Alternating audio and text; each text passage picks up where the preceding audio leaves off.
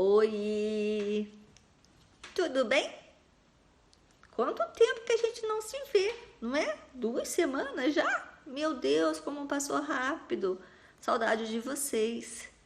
Bom, hoje nós vamos fazer o Evangelho. Pega o Evangelho para acompanhar junto com a tia.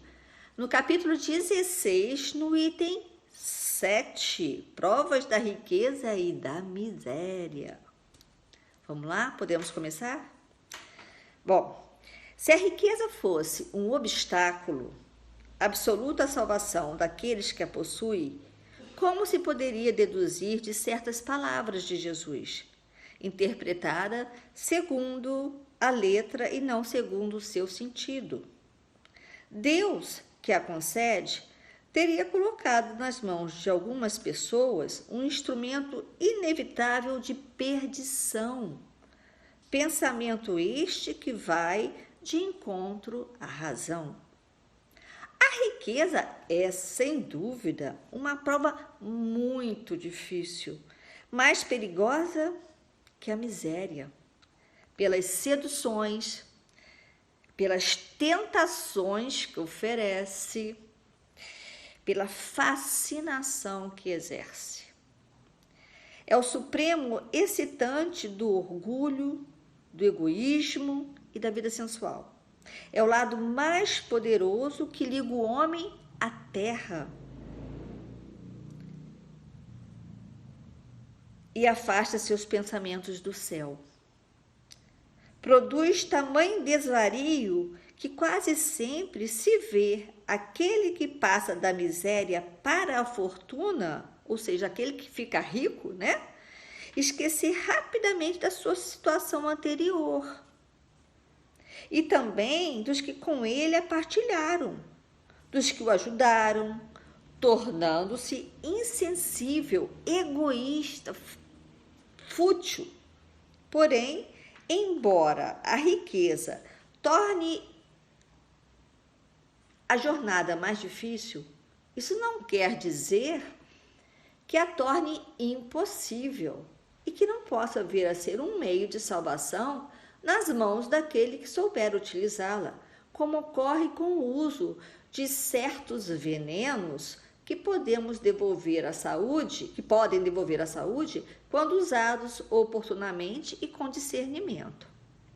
Quando Jesus disse ao homem que o interrogava sobre os meios de ganhar a vida eterna, que se desfizesse de todos os seus bens e o seguisse, não pretendia estabelecer como um princípio absoluto que cada um deve se desfazer do que possui e que este é o único preço da salvação, mas simplesmente mostrar que o apego aos bens terrenos é um obstáculo à salvação.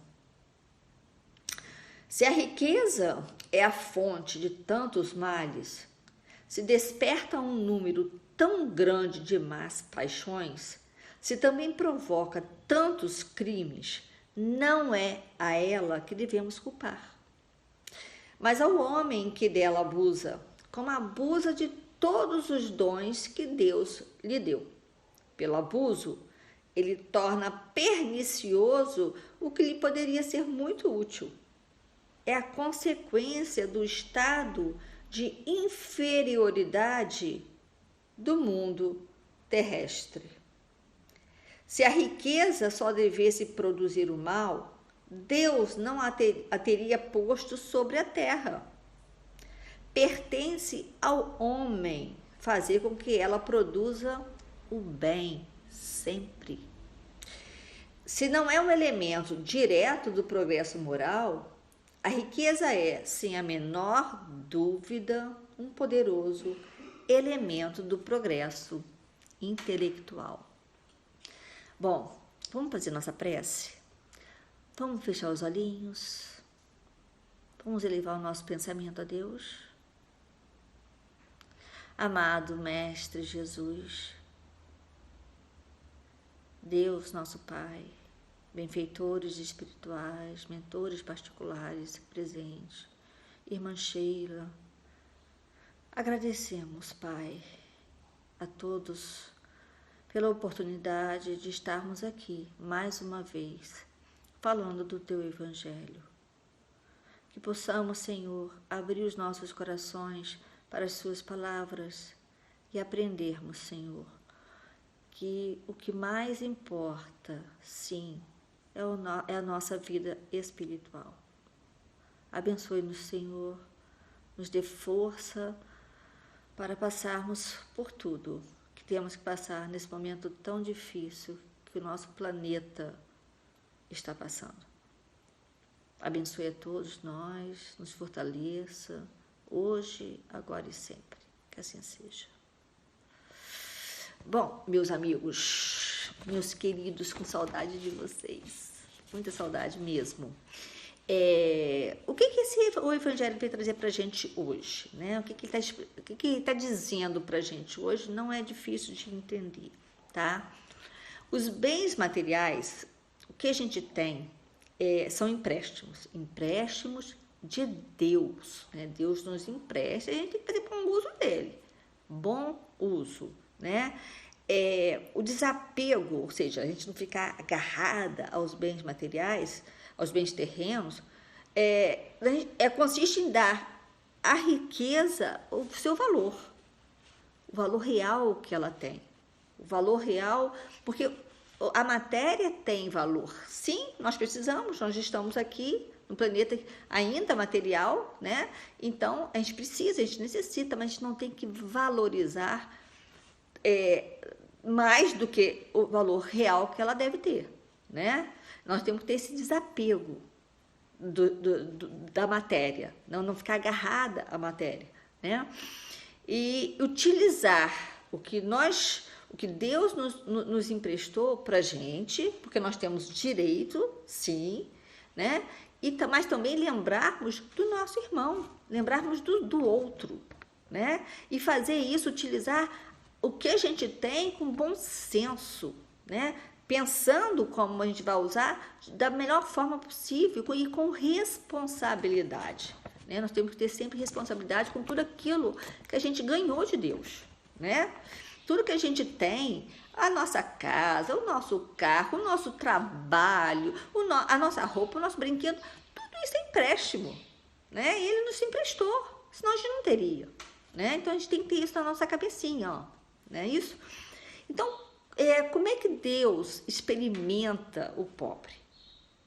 Pela resignação, né? Não ficar se queixando o tempo todo do não ter, mas passar por aquela experiência ali com fé, com resignação, com força. E ele também experimenta o rico, aquele a quem ele deu bastante, aquele que ele expôs, deu essa possibilidade de ter mais coisas, ele no que ele vai fazer pelo outro. Eu vou te dar ali, mas o que você vai fazer com isso? Né? Eu estou aqui, eu estou olhando para ver o que você vai fazer.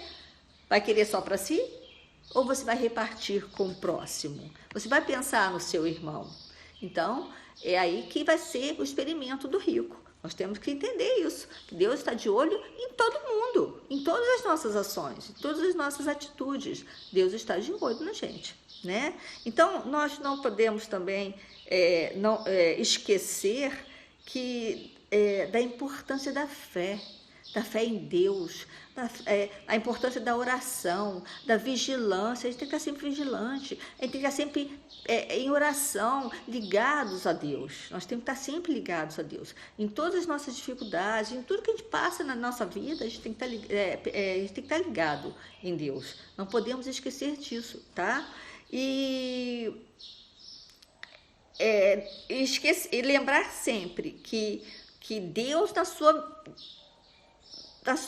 sua infinita bondade, amor que Ele tem por nós, Ele nos dá essas oportunidades de renascer em berços, né, na riqueza, ora uma vez e outra vez na pobreza, para a gente ter essas oportunidades de crescimento, de evoluir, de ficar melhor, cada vez melhor, né? Então, a pobreza é para aqueles que estão sofrendo ali, o quê? a prova da paciência e a prova da resignação. E o rico, quando ele usufrui bem, né, a prova da caridade. Então, nada mais é, meus queridos, dizer que tudo aquilo que a gente tem, lembrar sempre disso, é empréstimo de Deus, tá? Não é nosso, é empréstimo.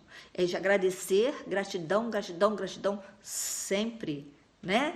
E lembrar que tem muito, a riqueza, ela é para a minoria, para pouquinhas pessoas, né? E tem muito irmão nosso passando por grandes dificuldades. Então Deus está lá de olho na gente, ó. Será que Ele vai fazer? Sim, nós vamos fazer. Nós vamos pensar no nosso próximo. A gente vai lembrar que tem gente que não tem roupa, que não tem comida, que não tem um teto, que não tem uma caminha quente, que não tem uma roupinha quente, que não tem e que nós temos muito. Então nós temos que olhar pelo nosso próximo. Se a gente não fez até agora, vamos começar a fazer, porque nunca é tarde. Tá bom? É isso que o Evangelho vem para trazer hoje para a gente, tá? Sempre lembrar de trabalhar o nosso crescimento, né? O nosso amor que a gente tem, porque todo mundo tem amor, né? E usar isso também para o nosso irmão, tá bom? A tia hoje vai passar só um filminho, é uma historinha, tá? É uma história contada. A tia vai passar para vocês agora, tá bom? Espera aí um pouquinho. História contada. A magia dos livros em vídeo apresenta A Riqueza da Vida. Numa cidade grande vivia uma família muito rica. O pai era empresário, a mãe doutora e seu filho, já com 11 anos, estudava em uma das melhores escolas da cidade. Ele não parecia gostar muito de aprender e preferia passar a maior parte do tempo trancado em seu quarto, jogando videogame. No pouco tempo que conseguiam passar juntos, em família, o pai e a mãe às vezes tentavam convencer o garoto a estudar mais, fazer esportes e ser mais sociável, já que quase não tinha amigos. Mas o garoto não demonstrava nenhuma vontade, até resmungava sem dizer nada. Um dia, numa dessas tentativas de convencer o menino a sair do quarto, o garoto surtou, gritou, berrou, dizendo muitas vezes: "Eu odeio nossa vida! Odeio esse apartamento! Odeio tudo! Às vezes tenho vontade de fugir daqui!" Os pais, assustados, decidiram que era hora de mostrar ao garoto a realidade, para que soubesse dar valor às coisas boas da vida.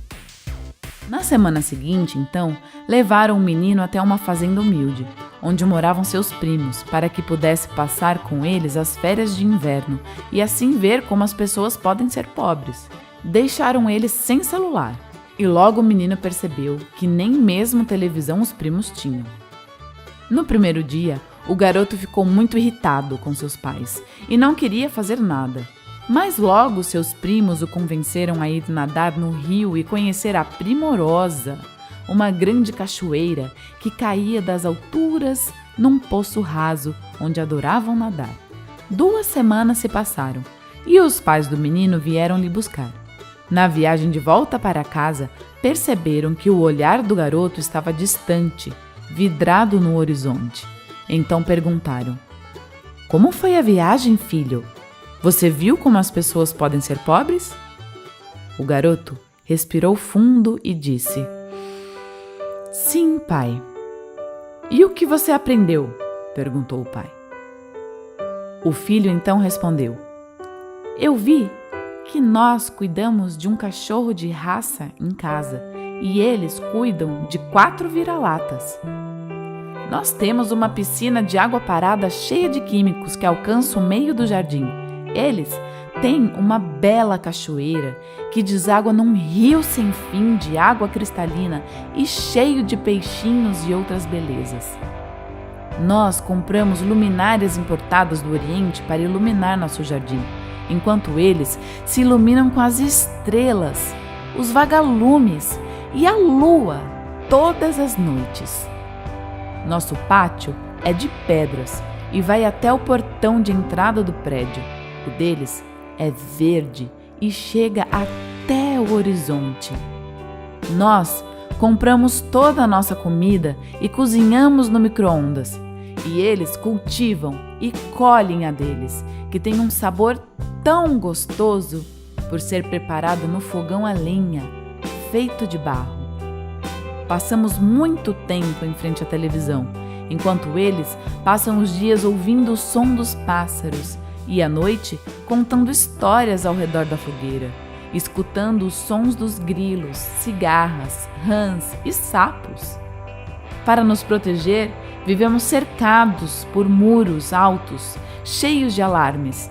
Eles vivem de portas abertas, protegidos pela vista dos vizinhos.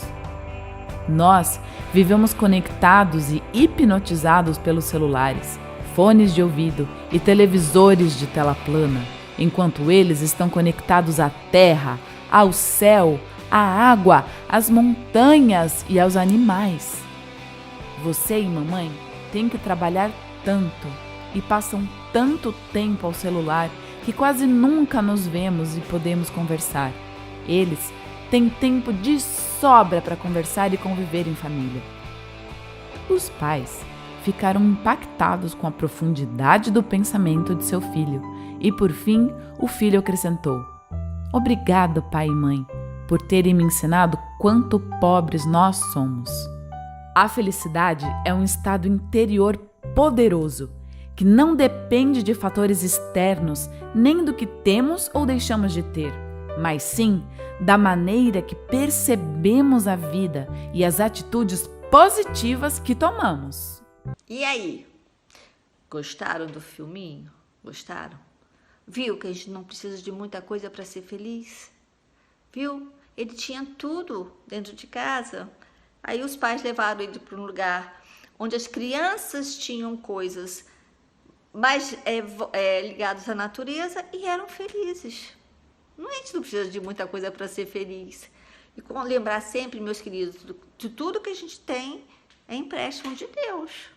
Então vamos pensar nos nossos irmãos que pouco têm, né? Vamos pensar neles também, não só na gente. Deixar o egoísmo. Lembra da historinha do Bruno que a tia contou há 2 semanas, que ele guardava as balas, as coisas que ele ganhava para não dividir com os irmãos. E acabou que tudo estragou. E é assim mesmo. Quando a gente é egoísta, acaba tudo estragando mesmo, né? Então vamos pensar também no próximo, tá bom?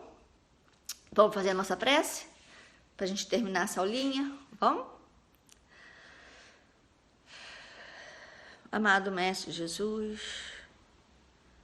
benfeitores espirituais, irmã Sheila, obrigada, Senhor, pela oportunidade de falarmos do Teu Evangelho, de pensarmos, né, de ter mais uma oportunidade de pensarmos em fazermos melhor, em fazermos mais.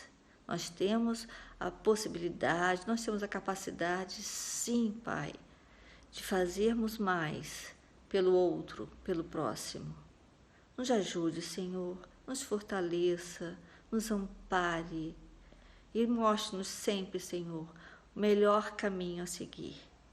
Abençoe a todos que aqui se encontram, encarnados e desencarnados. Fique em nossos corações, Pai, hoje, agora e sempre. Que assim seja. Beijo grande, saudade de vocês. Se cuidem, hein? Se cuidem. Tchau.